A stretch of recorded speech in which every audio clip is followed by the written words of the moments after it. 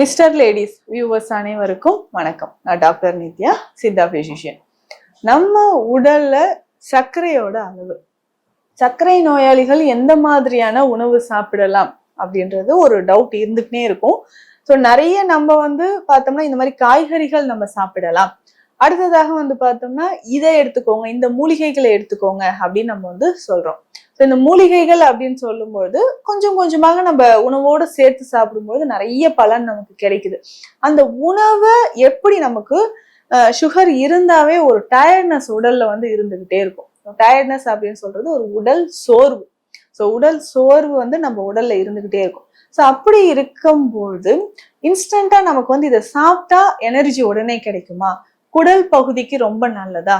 சர்க்கரை நோய் இருந்ததுன்னா குடல் பகுதியில நிறைய பேருக்கு பார்த்தோம்னா இந்த மாதிரி இன்டைஜஷன் இருக்கும், அல்சர் சம்பந்தப்பட்ட பிரச்சனைகள் இருக்கும், கான்ஸ்டிபேஷன் மலச்சிக்கல் தொந்தரவு இருந்துகிட்டே இருக்கும். ஸோ இதை சரி செய்யறதுக்கு நம்ம உடல்ல கால்சியம் லெவல் குறையாமல் பாத்துக்கிறதுக்கும் என்னன்னா நமக்கு தயிர் ரொம்ப முக்கியம். கர்ட். இந்த தயிர் நம்ம சாப்பிடும்பொழுது இதுல இருக்கக்கூடிய குட் பாக்டீரியாஸ் அப்படின்னு சொல்றோம், ப்ரோபயோட்டிக்ஸ். ஸோ இதுல நம்ம எடுக்கும்பொழுது குடல் பகுதிக்கு அதிகமான ஒரு ஆற்றல் நமக்கு கிடைக்குது. குடல் பகுதிக்கு ஆற்றல் அப்படின்னு சொன்னோம்னா ஈஸியா டைஜஷன் ஆகிறதுக்கும் சரி, நமக்கு மலச்சிக்கல் இல்லாமல் இருக்கிறதுக்கும் சரி, இது நமக்கு முக்கியமாக பயன்படுது அப்படின்னு சொல்லலாம். ஸோ தயிர் எப்படி சாப்பிடலாம், இல்ல யாருக்கெல்லாம் எப்படி இருக்கு, இல்ல கொஞ்சம் இந்த தயிர்ல புளிப்புத்தன்மை இருந்தால் அதை சாப்பிடலாமா வேண்டாமா? ஸோ இந்த மாதிரியான நிறைய டவுட்ஸ் இருக்கும். பெரும்பாலும் புளிப்புத்தன்மை இருக்கக்கூடிய உணவுகளை நம்ம எடுக்கும் பொழுது உடலில் வாதம் அதிகரிக்கவும் வாயுத்தன்மை அதிகரிக்கவும் வாய்ப்பு இருக்கு. ஸோ அதே மாதிரி நிறைய பேருக்கு வயிற்று பகுதியில புண்கள் இருக்கு, பிரச்சனைகள் இருக்கு அப்படின்னா அதை சரி செய்யறதுக்கும் நமக்கு இந்த மாதிரி தயிரை நம்ம சாப்பிட்டுக்கலாம். ஸோ தயிரோட சுகர் இருக்கு, நமக்கு சுகர் லெவல் HbA1c 9, 10 இந்த மாதிரி இருக்குன்னு சொல்லும்போது தினந்தோறும் காலை வேளையில நம்ம தயிர் சாப்பிட்றது நல்லது. ஸோ இந்த தயிரோட எதை சேர்த்து சாப்பிட்டா நமக்கு சுகருக்கு இன்னும் நல்லது அப்படின்னு பார்த்தோம்னா வெள்ளரிக்காய். ஸோ மறக்காம தயிரோட வெள்ளரிக்காய் சேர்த்து சாப்பிடணும். இதனோட பார்த்தோம்னா ஒரு 2 சின்ன வெங்காயம். ஸோ ஒரு பவுல்ல நம்ம தயிர் எடுத்துக்கிட்டோம்னா அதுல பாதி அளவுக்கு வெள்ளரிக்காய் சேர்த்துக்கணும். 2 சின்ன வெங்காயம் சேர்த்து நம்ம சாப்பிடும் பொழுது நம்ம உடல்ல சுகர் லெவல் குறைய ஆரம்பிக்கும். சுகர் லெவல் குறையறதுக்கு முக்கியமான ஒரு காரணமா இந்த தயிர் நமக்கு இருக்கு. இப்போ தவறாமல் தயிர்ல இது எந்த நேரத்தில் எடுக்கலாம்? மதிய வேளையில ரொம்ப முக்கியம். உணவு மதியம் நம்ம உணவு எடுக்கிறோம்னா உணவு எடுக்கிறதுக்கு முன்னாடி இதை ஒரு கப்ல நிறைய சாப்பிட்டுட்டு அதுக்கப்புறம் நம்ம உணவு எடுக்கும்போது சுகர் லெவல் நமக்கு நல்லாவே குறைய ஆரம்பிக்கும். பொதுவாகவே சுகர் பார்த்தோம்னா கால் பாத எரிச்சல் நிறைய பேருக்கு இருக்கும். சுகர் லெவல் அதிகமாகும்போது கால் பாத எரிச்சல் நிறைய பேருக்கு இருக்கு.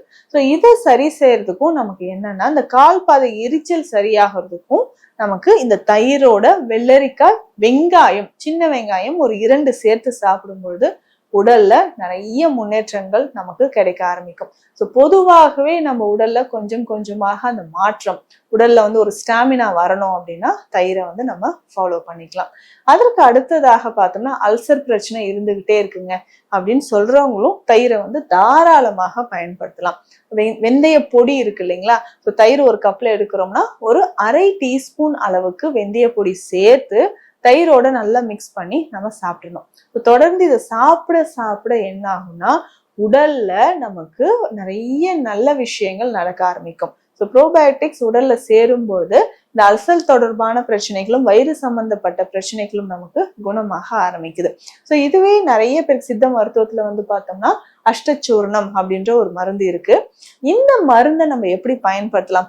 பெண்களை பொறுத்த வரைக்கும் வயிறு சம்பந்தப்பட்ட பிரச்சனைகள் இருக்கு, இர்ரெகுலர் பீரியட்ஸ் இருக்கு, சரியா நமக்கு பீரியட்ஸ் போக முடியல அப்படின்னு சொல்றவங்களுக்கு என்னன்னா தயிர் கொஞ்சமா ஒரு 1/2 கிளாஸ் அளவுக்கு எடுத்துடணும்.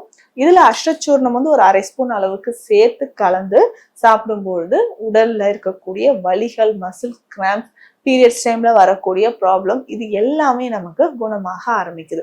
இப்போ பொதுவாக ஒரு சிலர் என்னன்னா தயிரோட சில விஷயங்களை சேர்த்து சாப்பிடும்போது உடல்ல இருக்கக்கூடிய நமக்கு நிறைய விஷயங்கள் குணமாக ஆரம்பிக்கும்.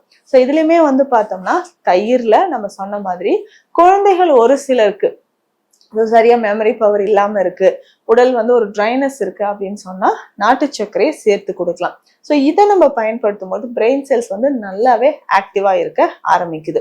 முக்கியமாக இதனோட இந்த சுகருக்கு தான் நம்ம வந்து மெயினா சொல்லிட்டு இருக்கோம் இல்லையா.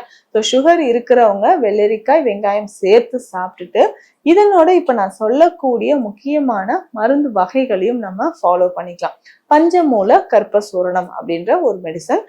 இதுல வந்து முக்கியமாக 5 வகையான மூலிகைகள் மற்றும் அதனோட வேர் பகுதிகளை நம்ம மருந்தாக சேர்க்கிறோம். அந்த மாதிரி பயன்படுத்தும் போது உடல்ல நிறைய மாற்றங்கள் ஏற்படுது. மாற்றங்கள் அப்படின்னு சொன்னோம்னா நரம்புகள் தொடர்பான பிரச்சனைகள், எலும்புகள் தொடர்பான பிரச்சனைகள், நம்ம உடல்ல ஏற்படக்கூடிய மூட்டு வலி சம்பந்தப்பட்ட பிரச்சனையோ இல்ல மலச்சிக்கல் தொடர்பான பிரச்சனையோ இது தீர்வாக, அதாவது சரி செய்யறதுக்கு இதுக்கு ஒரு முக்கியமான தீர்வாக நமக்கு தயிர் இருக்கு அப்படின்னு சொல்லலாம். ஸோ இதனோடய நம்ம சாப்பிடக்கூடிய மருந்துகளும் தொடர்ந்து எடுத்துக்கிட்டே வரும்போது இந்த பஞ்சகல்ப சூரணம் மாதிரியான மருந்துகளை எடுக்கும் பொழுதும் உடல்ல இருக்கக்கூடிய பல பிரச்சனைகள் குணமாகுது. இதனோட முக்கியமாக நமக்கு இந்த வாதத்தை குறைப்பதற்கு முக்கியமாக என்னென்ன விஷயங்கள் நம்ம ஃபாலோ பண்ணலாம் அப்படின்னு பார்த்தோம்னா கீரை வகைகள் ரொம்ப முக்கியம். இதுல முக்கியமாக பார்த்தோம்னா தவசிக்கீரை, தவறாமல் தவசிக்கீரை சாப்பிடுங்க. ஸோ அதுலயுமே வந்து பார்த்தோம்னா உடல்ல ஏற்படக்கூடிய உஷ்ணம் தொடர்பான பிரச்சனைகள் நமக்கு குணமாக ஆரம்பிக்கும். ஸோ பெண்களுக்கும் வயிற்று பகுதியில இருக்கக்கூடிய பிரச்சனைகளை குணமாக்குவதற்கும் பயன்படுது. ஸோ இதனோட குமரி சாறு அப்படின்னு சொல்லக்கூடிய கற்றாழை. ஸோ கற்றாழை சாறும் நம்ம பயன்படுத்தும் பொழுதும் நம்ம உடல்ல சுகர் மட்டும் இல்ல மற்ற பிரச்சனைகளும் நமக்கு குணமாக ஆரம்பிக்கும். ஸோ தயிர் அப்படின்னு சொல்ற ஒரு விஷயம் அது வந்து ஒரு முக்கியமான உணவுப் பொருள் அப்படின்றது கிடையாது. மருத்துவ ரீதியாக நிறைய நற்பலன்களை நமக்கு தரக்கூடிய ஒன்று. ஸோ இந்த பதிவில் தயிரை யார் யார் எப்படி சாப்பிடலாம், முக்கியமாக சர்க்கரை நோயாளிகளுக்கு இதனோடு சேர்த்து சாப்பிடக்கூடிய உணவு முறைகளை பத்தி பார்த்தோம். மீண்டும் அடுத்த பதிவில் சந்திக்கலாம். நன்றி.